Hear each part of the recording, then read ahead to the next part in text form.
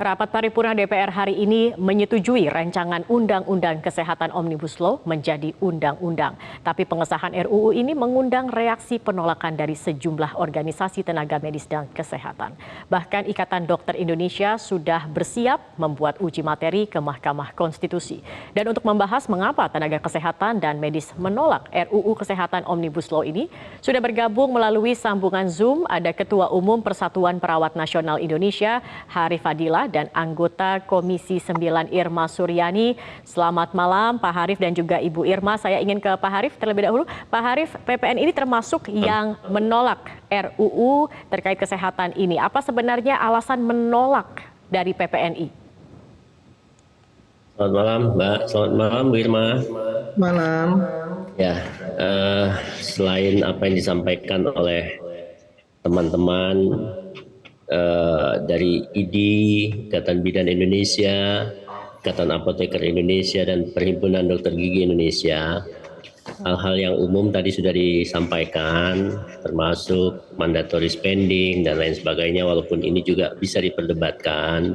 Tapi dalam perspektif kita, bahwa dengan adanya mandatory spending saja sudah banyak hal-hal yang masih banyak hal-hal yang memang belum baik untuk pelayanan kesehatan terutama di daerah-daerah terpencil.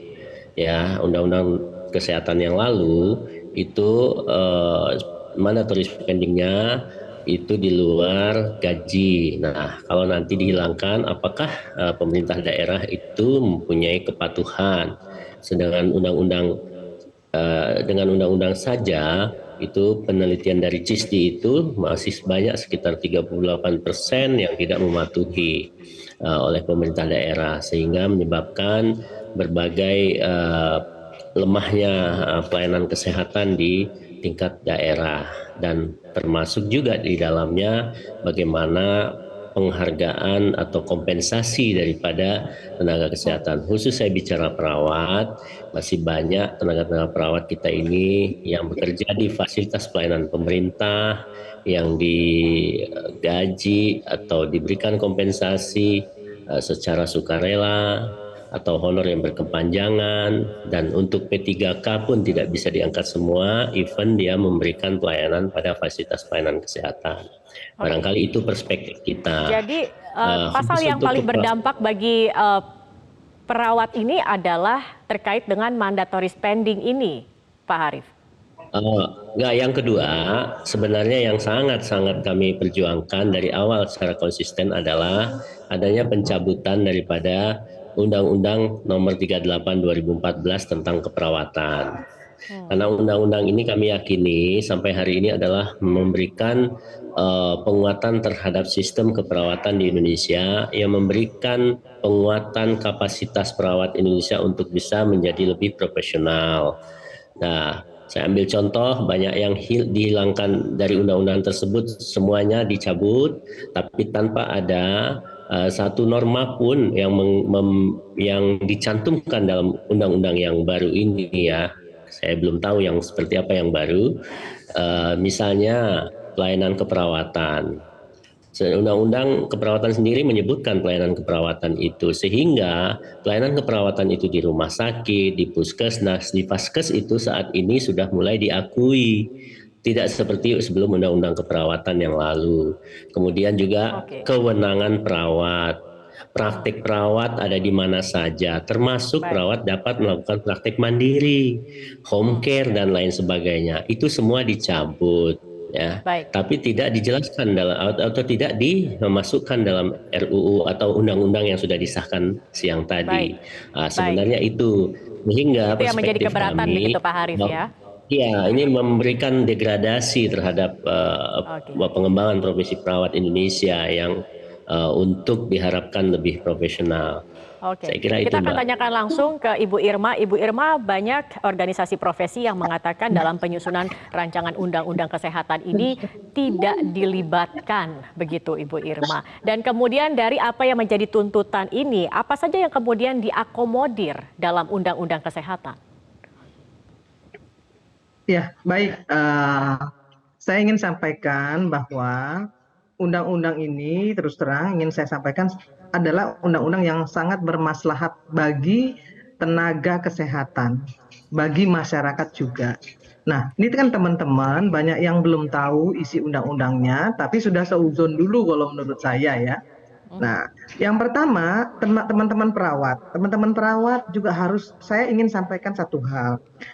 Sebelum undang-undang ini diundangkan, pernah nggak sih teman-teman perawat berpikir bahwa kami, anggota DPR ini, selalu dikejar-kejar oleh perawat-perawat di daerah, yang namanya perawat-perawat yang dengan sistem Honda dan lain sebagainya, yang gajinya cuma 500.000, 250.000, 300.000. Nah, terus OP perawat sudah melakukan apa untuk membela mereka? Kan juga nggak pernah dilakukan sampai hari ini. Nah, Pernah di dilakukan, Mbak Irma.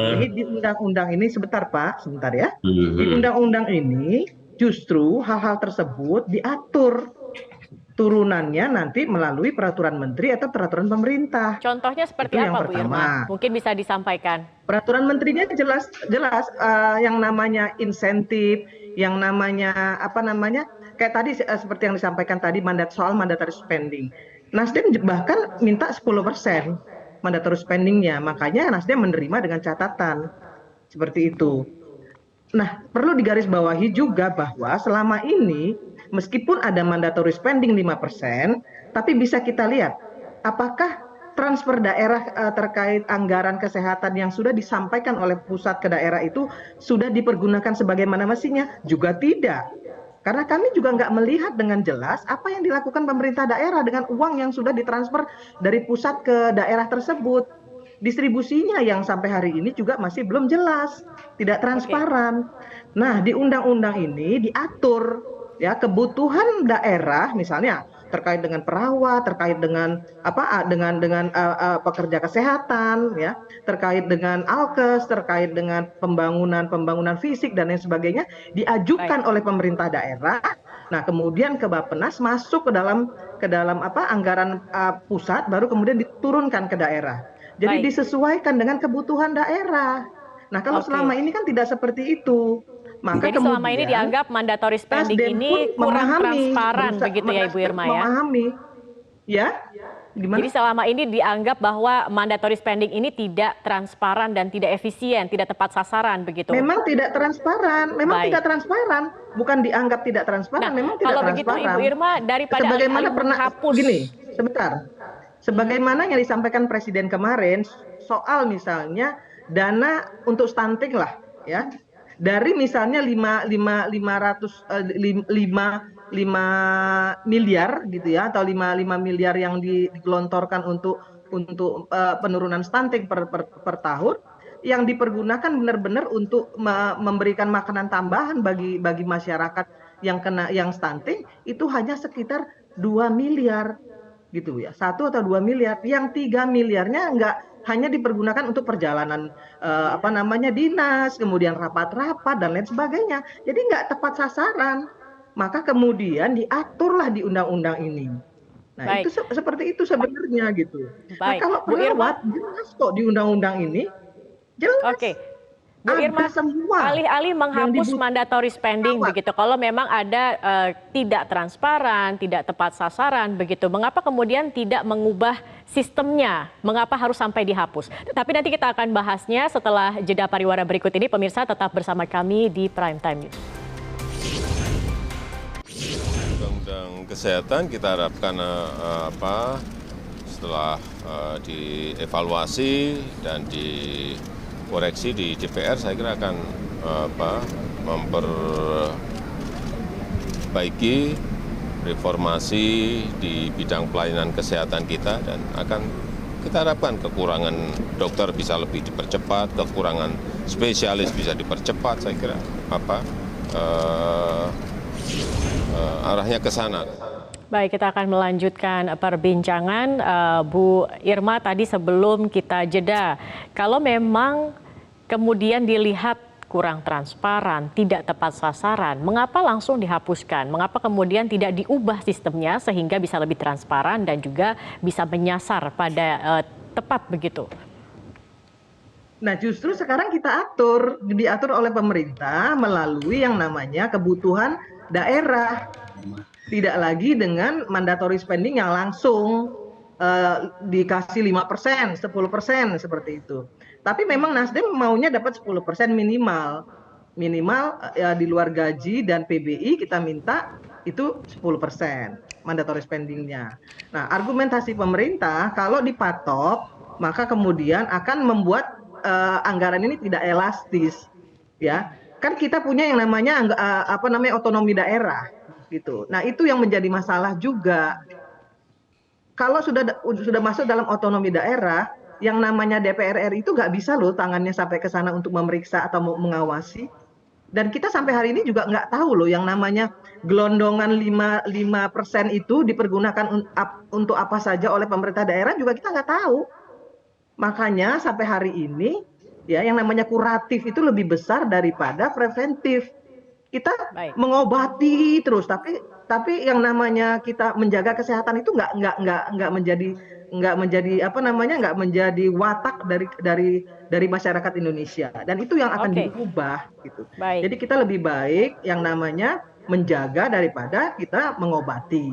Nah, hal-hal seperti ini kan memang harus dibicarakan, harus ditegaskan kepada masyarakat melalui program gitu. Oke, Nah, Bu ini Irma, kan saya ingin tahu sebenarnya tanggapan Pak Harif. teman-teman. Jadi tadi sudah dijelaskan begitu mengapa mandatory spending itu kemudian dihapuskan karena agar tepat sasaran dan juga transparan. Kemudian juga terkait undang-undang keperawatan ini juga dibuat untuk lebih baik lagi begitu bagi tenaga kesehatan. Anda menanggapinya seperti apa? Yang pertama, saya mau klarifikasi, kalau OP, PPNI khususnya ya, itu sudah melakukan banyak hal. Advokasi kepada Menpan, bahkan ke DPR sendiri Uni Irma, kami sudah sampaikan 3 atau 4 kali data yang kami kumpulkan tentang tenaga-tenaga sukarelawan untuk dapat diadvokasi kebijakan pemerintah. Jadi saya untuk hal-hal yang dibayar 500.000 itu kita sangat sensitif sekali untuk kita perjuangkan untuk perawat.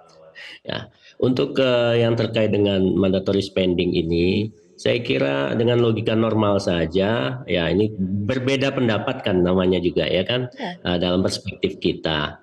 Logika normal saja, ini sudah ada alokasi wajib, ya kan, itu masih banyak hal yang kurang. Apalagi ini pemerintah mau mengadakan transformasi pelayanan pada tingkat desa, tapi anggarannya tidak dipatok, begitu kira-kira ya. Nah, yang kedua, bagaimana tingkat kepatuhan daripada pemerintah daerah terhadap kebijakan-kebijakan nasional itu juga tidak begitu dijalankan ya.